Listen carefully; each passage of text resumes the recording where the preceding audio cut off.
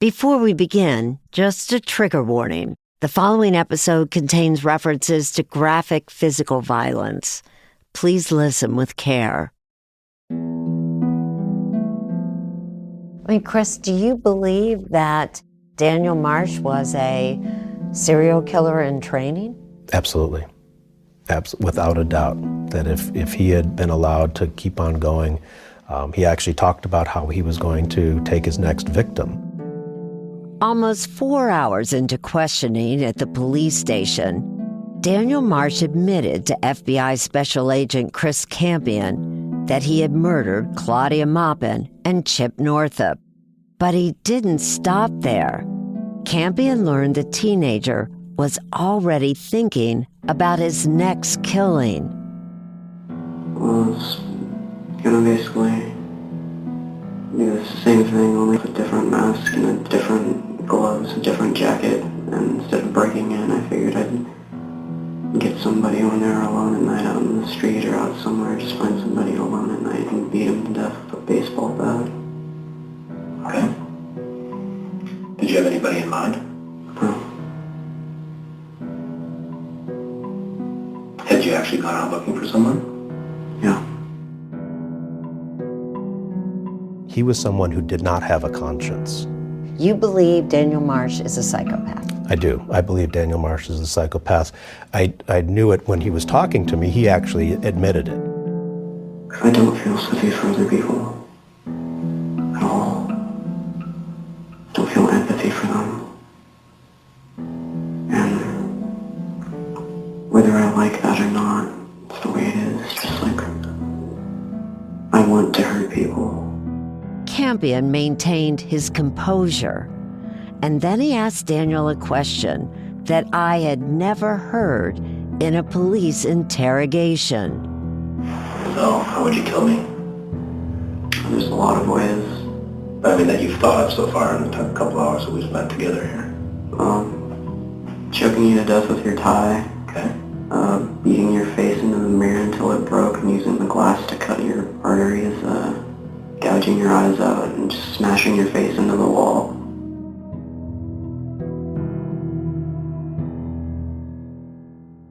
Campion had asked, "How would you kill me?" And almost immediately, Daniel had thought of 3 different, gruesome ways that he would do it. Nothing personal. I don't take it personal. Okay. It's just, that's what happens when you meet somebody, when you're thinking, when there's that time when you... Involuntary. It's something that just happens. And I said I didn't take it personally because I didn't. I don't think I did anything to offend him, to upset him. I think he literally thinks about that with anybody he meets. That's what he thinks about doing. That's his fantasy life. While Daniel was questioned, police had searched his mother's home. There, they found writings, drawings, a knife, duct tape, and clothing with Chip and Claudia's DNA. Police also searched Daniel's father's home. When he found out his son was being questioned, he said he sent a public defender down to the police station. Authorities finally had a suspect in Chip Northup and Claudia Maupin's murders. And with physical evidence, DNA samples, and a complete confession, it seemed like the case against Daniel was solid. But the fact that the suspect was a teenager would complicate things for the prosecution.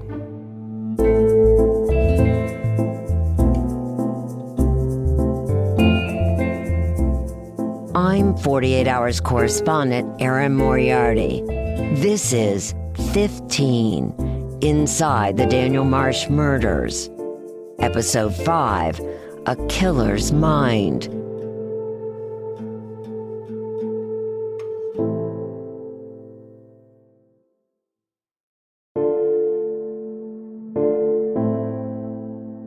When did you first hear the name Daniel Marsh?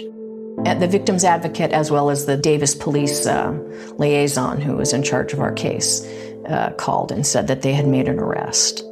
Victoria Hurd had finally gotten the call she had been anxiously waiting for. I just remember shaking my head going, what? What? That anyone could kill her mother and stepfather was difficult enough to believe. But a 15-year-old? A teenager? Who was this boy named Daniel Marsh? I'm in shock, and then all of a sudden I get a burst of, eldest daughter can't do anything. And I said, I've got to go to that arraignment. That arraignment's gonna happen within 24 hours. I've got to go there and see this man, young man. Kid.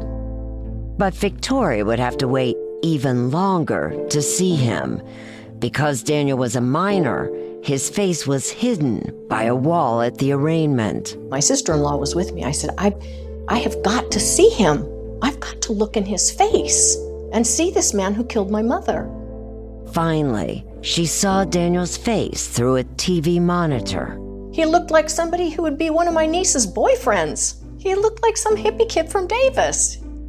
When I was at the arraignment, his father sat in front of me, and I think it was my victim's advocate who told me that was his father, and there was something strange. I didn't like it. I didn't like the feel. Daniel's father is Bill Marsh. We spoke in 2018. Did it ever occur to you that your own son could be involved in something like that? Not in a million years. You No. never saw any sign of that? You never got a sense that your Well, if I son... had had any sense of it, I would have taken action. Bill seemed to still struggle with what his son was accused of. Show me the pictures you have here. Well, Tell me who this is. This is Daniel in 2009, so that would have made him 12. This was about the time when you had the heart attack. Yes, right. One day in November 2009, Daniel was home with his father when Bill says he had started feeling dizzy. And I'd gone upstairs and taken a shower, came down and said, come on, Dan, let's go to the hospital. I got checked out. They got in the car and made it to the corner of their street.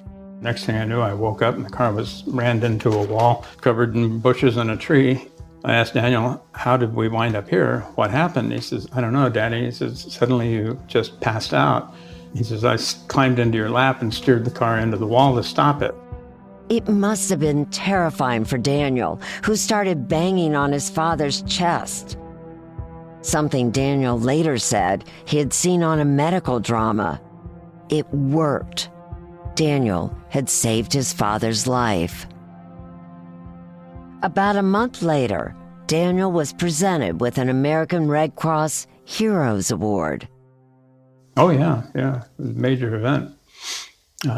He was all over the media, and they were, touting this young American hero, and look at this, he might actually be a future doctor. And Sure enough, there was Daniel, featured in local newspapers, hailed for his heroism. In photos, he looks innocent and sweet, wearing a suit with a rosebud in his lapel, his father proudly standing beside him. The next year, Daniel enrolled in the Davis Police Department's Youth Academy, receiving instruction on crime scene investigation. But while Daniel may have appeared a model citizen on the outside, he was also harboring a dark side, something Bill said he didn't notice until after his heart attack. You know that he told counselors that he was actually killing animals before then. Did you have any sense of that, Bill? no, not at all. In fact, because of all the upheaval in the family and the rest, I had no basis of experience to counsel him. But he told the FBI agent that he had thought about killing your wife's Lover. lover, that he thought about killing her. That was 2 years earlier. As Daniel entered the Yolo County Courthouse almost a year and a half after Claudia Maupin and Chip Northup's murders, a judge and jury were about to decide his fate. Now on trial is Daniel Marsh, the teenager being tried as an adult after the gruesome killings that rocked the city of Davis last year. On Tuesday, September 2nd, 2014, the long-awaited murder trial against Daniel Marsh now 17 years old, began at the Yolo County Courthouse. Daniel had been charged as an adult with 2 counts of first-degree murder. Prosecutors concluded that he had, quote, committed a very adult crime in a very adult manner. And then, just 3 months before the trial began, Daniel changed his plea from not guilty to not guilty by reason of insanity, a clear indication of the defense to come.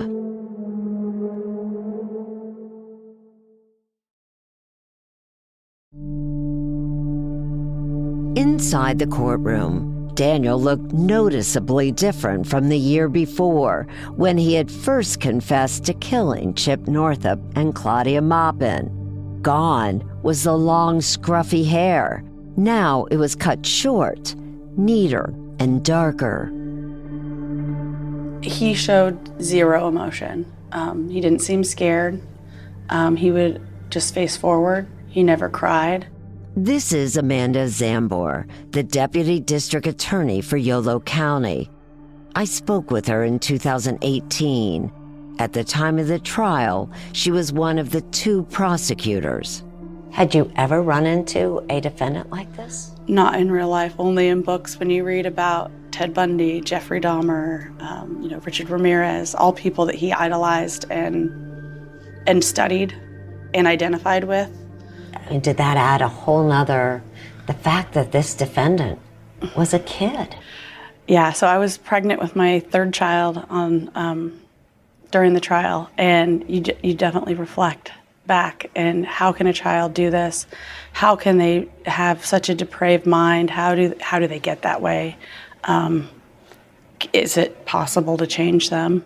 Zambor, along with co-prosecutor Michael Cabral, began prepping for the trial as soon as Daniel was arrested in June 2013. Davis Police Department thankfully built a very strong case, and Chris Campion from the FBI did a masterful job in his interview of Marsh. Had Campion not been on that, I don't know that we would have gotten the confession that we did, but they really built a solid case on Marsh from the get-go once we figured out it was him. What about, though, the defense argument that this guy, this young man, had a lot of trauma? His mother left the family for another woman. He was in this car accident when his father had a heart attack. He had to save his father. He was bullied in school. Possible that that could cause this kind of anger and lashing out? You know, there's no doubt that he had some trauma in his life, but there's how many kids that go through and have divorced parents and they don't kill other people. They may struggle with depression, they may struggle with other things, but there's a lot of people who actually have severe trauma that don't act like this. But Zambor needed to convince the jurors that Daniel had intended to kill. I mean, he had been fantasizing about it since he was 10, 11 years old, about killing somebody. So it wasn't this spur of the moment murder where he just snapped and went out. He planned and stole items and sharpened the knife and put duct tape on his boots to not leave footprints, which, you know, it just shows how intelligent he is. To put Daniel behind bars, Zambor needed to make the case to jurors that Daniel knew exactly what he was doing, and if given the chance, he'd do it again. And if that happened, he'd be even better at it. I believe he would have gotten away with these murders if he had not bragged to his friends. If he had not bragged, he would have killed others. He bragged about going out with a baseball bat in the middle of the night and just not being able to find the right victim.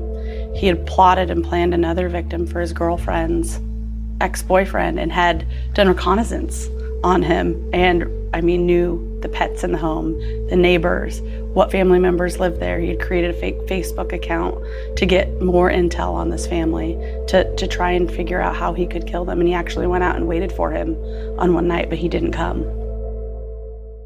In the courtroom, the prosecution questioned dozens of witnesses, including friends of Chip and Claudia, Daniel's former friend Alvaro Garibay, police officers, and psychiatrists. One witness, a member of the Davis Police Department, helped process the crime scene. He testified that the bloodstain patterns left behind suggested that Chip and Claudia were awake and had tried to defend themselves against Daniel. Claudia fought, made him mad, and it just invigorated him to keep going. He describes how her pleas for him to stop just enthused him, made him want to keep going. These were horrific details. Prosecutors tried to prepare Claudia and Chip's families for what they would hear in the courtroom. So they would brief us before we'd go in and say, okay, now, in this next part, you're going to hear some things that you haven't heard before. Claudia's daughter, Victoria, told me that one of the most painful times for her was sitting in court watching that taped interview between FBI Special Agent Chris Campion and Daniel Marsh. It was really tough for me, especially when he got to the part where he talked about killing my mother. And he talked about he had to keep stabbing her because she wouldn't die, and that she was begging for her life. And that was hard. And I felt, I was sitting there, and I felt like I couldn't stay in the seat anymore. I felt like it was so real that I was experiencing the death of my mother. He was saying all the details in the interview, and I felt like I was watching the murder of my mother, and I couldn't sit. I stood. How do you describe a person like Daniel Marsh after hearing him talk? My mind can't process that degree of evil. So hearing that was just something that I just can't go there. I can't. It's so dark. It's just so dark. Adding to Victoria's horror was the score of friends and fans. Yes, fans who showed up to the trial to support Daniel. He had a lot of goth followers, so he had a lot of young women who were following him, acting like little teenage girls, dressed in black and black makeup and all that, and thinking that he was innocent, And if he could have waved at them or hugged them or shook them hand, it was like he was a celebrity, like he was the celebrity that he wanted to be. No remorse. Oh, no. He was reveling in his celebrity. The prosecution was convinced that not only did Daniel know exactly what he was doing when he killed Chip and Claudia, but the big question at trial was Daniel in his right mind? Was he sane when committing the murders? Daniel's defense team intended to prove he wasn't. And this was the man they wanted to help make that case. So my name is Dr. Matthew Soulier, and I'm a child forensic psychiatrist. I was hired by his attorney in 2013 to evaluate him as part of his original trial. I sat down with Dr. Soulier in 2018 and again in 2025. My job really was to kind of explore his life history, beginning with birth until the day I was meeting him, and try to get a sense of what his life story is, some of his more critical experiences and relationships, history of trauma. And specifically as it related to the defense, I needed him to tell me about what he did. And I needed to try to figure out if in fact if it was going to be my opinion that he was criminally responsible or not. Soulier first met Daniel a few months after his arrest. In 2013, I met him at the Yolo County Juvenile Hall. And he was dressed in, typical juvenile hall attire. He was a different kind of kid. I mean, when it does stick out to me that there was a coldness to him. Despite even the number of hours that I spent with him, I didn't feel that, there was a heart or that there was a feeling in him. In fact, Daniel was still regularly thinking about killing people. He told Soulier that he had thoughts of harming his peers and the people taking care of him in juvenile hall. Then, Just like FBI Special Agent Chris Campion, Dr. Soulier found himself on the receiving end of Daniel's homicidal thoughts. I asked him, "What are you thinking about?"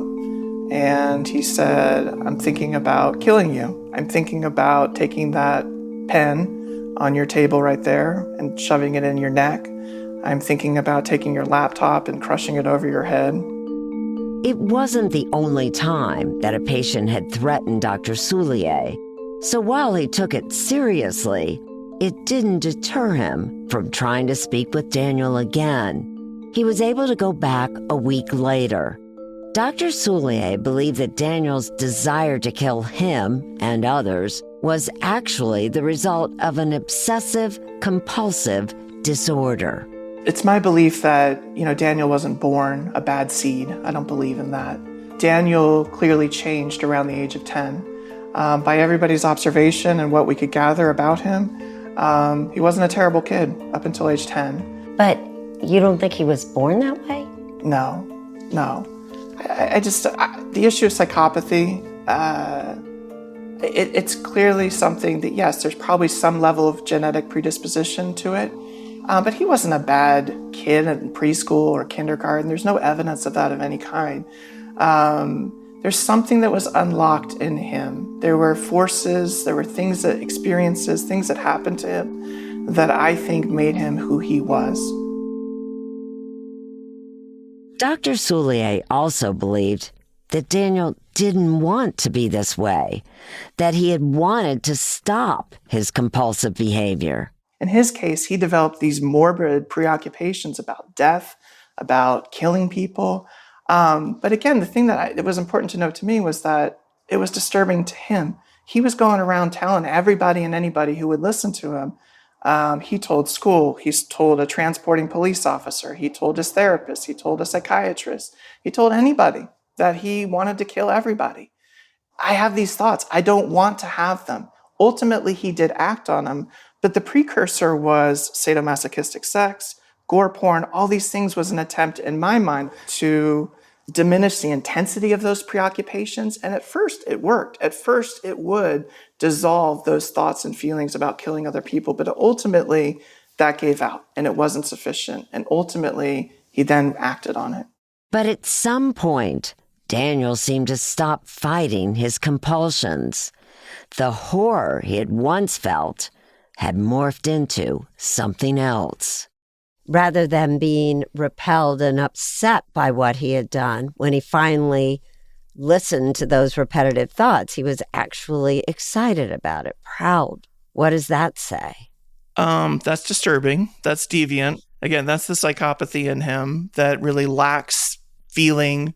He just is unable to feel compassion for those that he hurt at that time in 2013. And that's scary. But here's the important part. Daniel might have had strong compulsions to kill, compulsions that he struggled to control. But Dr. Soulier concluded that Daniel was not legally insane. What would make him insane? What are you looking for? Is it like a memory of, does he have all the details? Did he know what he did? Does he remember doing it? It is a very high standard. You have to be able to lack an appreciation for what you did. So for instance, while you're holding a knife, you think you're, holding a spoon or something that's completely unrelated, and that you really fail to understand the morality of what you're doing, the consequences of what you're doing. It's typically reserved for people that have very severe psychiatric illness, psychotic illness, people that are acting under the direction of delusions or voices, and none of this was true for Daniel. The fact that Daniel actually bragged about what he was doing and seemed to enjoy it, but also covering the bottom of his shoes with tape, what does that say to you when you're trying to determine whether he's insane or not? It shows that he's engaging in logical and linear behaviors. He's calculating, he's planning in a logical manner. We might disagree with what he's doing, obviously, and it's terrible, but it's not psychotically driven in any way. Dr. Soulier was convinced that Daniel knew what he was doing when he committed the murders. But despite Soulier's professional assessment, Daniel's defense team was determined to plead not guilty by reason of insanity, and they planned to prove that the medications Daniel had taken made him that way. The drugs made me do it. Exactly, the drugs, an antidepressant specifically. And what I basically told defense is that I couldn't get on board with the idea of the defense of an insanity. Particularly, I didn't believe that the antidepressants caused him to act in that way or kill. So the defense said thank you, and they went and found another expert. The defense called Dr. James Marikangas to testify as an expert witness. A neurologist and psychiatrist, he interviewed Daniel and his family members several times and reviewed Daniel's previous medical records and police statements. Dr. Marikangas' testimony focused largely on SSRIs, a class of antidepressants that included medications that Daniel had been prescribed to treat severe depression. According to Marikangas, the side effect of those drugs could include extreme restlessness, outbursts of anger, and increased impulsivity. Daniel, he said, was experiencing those side effects. The doctor believed that Daniel had endured trauma for years, and that had in part made him more susceptible to dangerous side effects. Daniel's father, Bill Marsh, also believed that Daniel's behavior was caused by medication. It turns your world upside down, turns your brain inside out. You think that's the only reason why he killed Chip? I do, yeah. But isn't it just possible your son is a psychopath? Not in my mind, no. And why? Why are you so convinced? Because I raised him, I was around him all the time, and he was, in my estimation, a normal kid until they started feeding these drugs. Most important, Dr. Marikangas said that on the day of the murder, Daniel had reported having an out-of-body experience. Marikangas couldn't prove when Daniel's dreamlike state began or how long it lasted. He just knew that according to Daniel, it had started sometime that night. The doctor knew that Daniel, the defendant, had motivation to lie about this dreamlike state. After all, Daniel hadn't said anything about it in his interviews with Special Agent Chris Campion or Dr. Matthew Soulier, but still, Dr. Marikangas felt that Daniel had been truthful to him in his interview. I just fundamentally don't believe putting someone on an antidepressant generates any level of risk that you're going to go and do what Daniel did. That's Dr. Soulier again, and he wasn't convinced that medications could cause legal insanity. There are side effects. It can make you more suicidal, more agitated, but it doesn't drive you to kill in the way he did in such a calculating and callous manner. It just doesn't. And as prosecutor Amanda Zambor pointed out, Daniel was having those violent feelings much earlier. When you actually looked at the medical records, he was having these thoughts and fantasies before he was ever on Zoloft. He wasn't taking his Zoloft as he was supposed to. A lot of times he would just not take them. He described selling some of his medications to other people. So really there was no basis for that. After 4 weeks of testimony, it would be up to the jury to decide, was Daniel Marsh guilty? And if so, did he know what he was doing when he committed the murders? There was a lot at stake here for Daniel and the community, because one verdict would put Daniel behind bars for the foreseeable future. The other meant Daniel would go to a psychiatric hospital for treatment.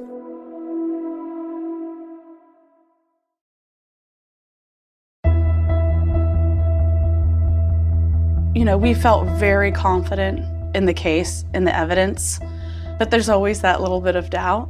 Prosecutor Amanda Zambor felt she had made the best case she could to the jury. You had mostly women on the jury. Were you worried one woman might feel sympathy for this young guy? It's always a 16-year-old boy at the time, and so you always worry about not just women but men, that they could see their son and they feel sorry, like how could this child have done this? But nearly 2 hours after closing arguments, the jury re-entered the courtroom. And the verdict was? Guilty, beyond a reasonable doubt, of every single count, of all the enhancements, of all the special circumstances. Unanimously, the jury had found Daniel Marsh guilty on 2 counts of first-degree murder, along with additional, quote, enhancements that increased the severity of the punishment he would face due to the depraved nature of the crime. You see things on TV and you think, well, that's television. That couldn't possibly happen in such a way in real life. But it was actually probably more horrifying. Cheryl Gleason sat on the jury of 8 women and 4 men. She explained to me why she believed Daniel Marsh was guilty. The stacks of binders of pictures from the crime scene, the piles of evidence that we went through, hearing the accounts of the story, the more evidence that came out in how meticulous and precise his actions were, how things leading up to that, like going through the junior police academy and how well he did at that. And he was a smart kid, really smart kid. Hearing weeks of gruesome testimony left some jurors traumatized. It had a long-term effect that I wasn't really thinking would happen. To this day, I cannot fall asleep without sleeping my face towards the door, the bedroom door. I can't turn my back on the door to this day. Explain that to me. Because he came through a window that he cut the screen out of through the living room, but then came into their bedroom door. And so I see that as this thing that I have to keep my eye on until I fall asleep. However, finding Daniel guilty was not actually the end of the trial. The jury still had to make another decision. Was Daniel insane at the time of the murders?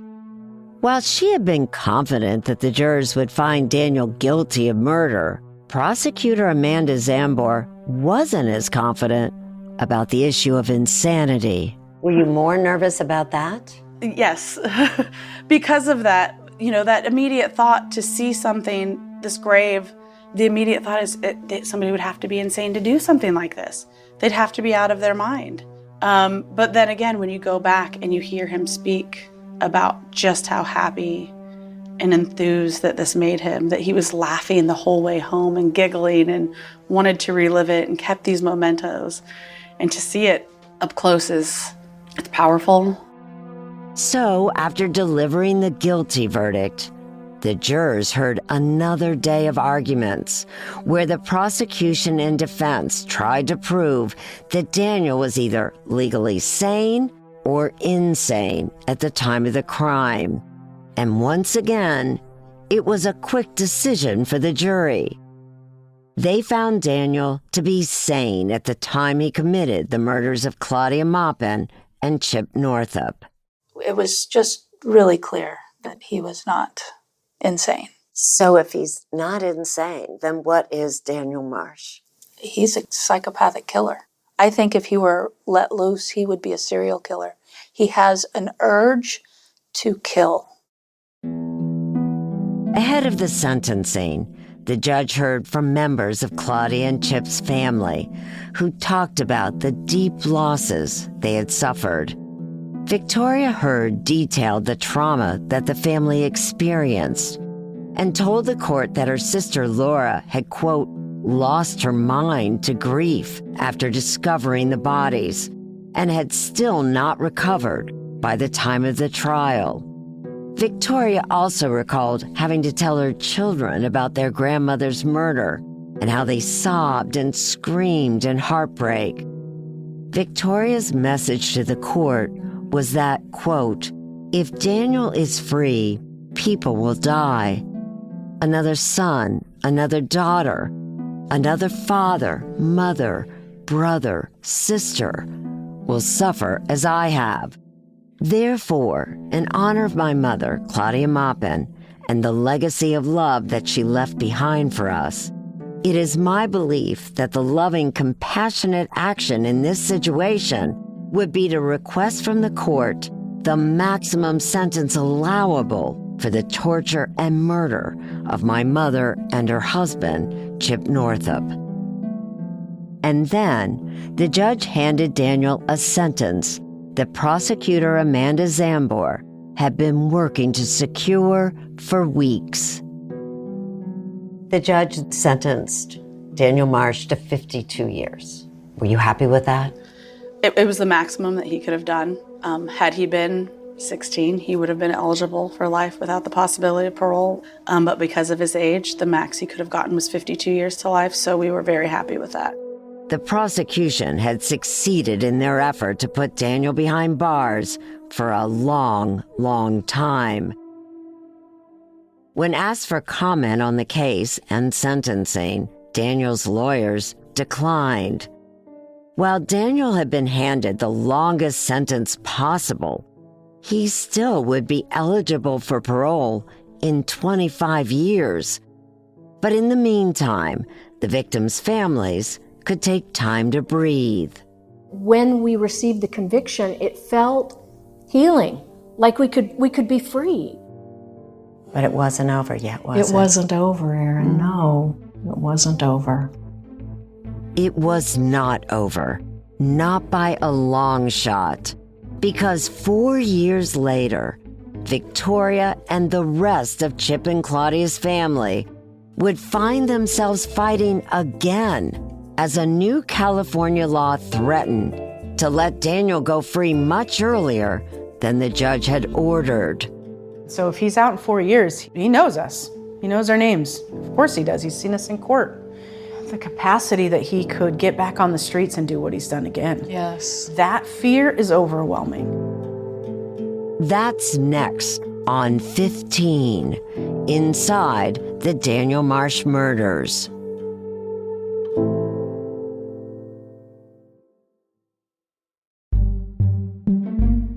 This series was reported by me, Erin Moriarty. Alan Pang is our producer. Maura Walls is our story editor. And Jamie Benson is the senior producer. Megan Marcus is the vice president of podcast editorial for CBS. Special thanks to 48 Hours executive producer Judy Tygard, along with 48 Hours producers Judy Ryback, Stephanie Slifer, and Greg Fisher. From Goat Rodeo, this podcast was written and produced by Kara Schillen, Max Johnston, Jay Venables, Isabel Kirby McGowan, Megan Nadolski, and Ian Enright. Additional reporting and recording by Kara Schillen. Our executive producers at Goat Rodeo are Megan Nadolski and Ian Enright. Original theme and music by Hansdale Shee, with additional music from Paramount. Final mix by Rebecca Seidel. Thendall Fulton is our fact checker. Our production manager is Kara Schillen. I'm Erin Moriarty. If you're enjoying this show, be sure to give it a rating and review. It helps more people find it and hear our reporting. If you liked 15, Inside the Daniel Marsh Murders, check out the rest of our 48 Hours podcasts by searching 48 Hours on your favorite podcast app. Thanks for listening.